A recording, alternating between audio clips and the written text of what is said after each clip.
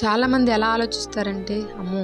ఏదైనా చేస్తే వాళ్ళేమనుకుంటారో, వీళ్ళేమనుకుంటారో చూసి నలుగురు 4 రకాలుగా అనుకుంటారు. అనుకోని నలుగురు 4 రకాలు కాకపోతే 40 మంది 40 రకాలుగా లేదా 400 రకాలుగా అనుకోని నీకు అనవసరం. ఇది నీ లైఫ్. మనం చేసే ఒక పని వల్ల ఎదుటివారికి నష్టం కానంత వరకు మనకు కష్టమైన పర్వాలేదు అని మనం చేసుకుంటూ వెళ్ళిపోవాలి.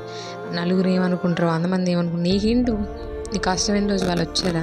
వస్తారా? రారు. నువ్వు కష్టం అనుకున్న రోజు నీకు సాయం చేయడానికి ఎవ్వరూ రారు. నువ్వు మంచిగా ఉన్నావు అన్న రోజు కిందకు తోసేయడానికి అయితే 100 మంది పరిగెత్తుకొని వస్తారు.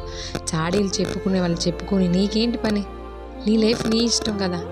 ఏ బట్టలు వేసుకోవాలి, ఏం చేయాలి, ఎవరిని పెళ్లి చేసుకోవాలి, ఎవరితో మాట్లాడాలి, ఎలా నడవాలి, ఎలా కూర్చోవాలి డిసైడ్ చేయడానికి ఎవరు వాళ్ళు? నువ్వు చేసే పని వల్ల ఎదుటివారికి నష్టం లేదా? ఎదుటివారికి కష్టం లేదా? నీ ఇష్టం. నువ్వు నచ్చినట్టు నువ్వు బ్రతుకు. ఎదుటి వాళ్ళ గురించి పట్టించుకుంటూ కూర్చుంటే లైఫ్ నీది. వాళ్ళ చేతులు తీసుకెళ్ళి పట్టు.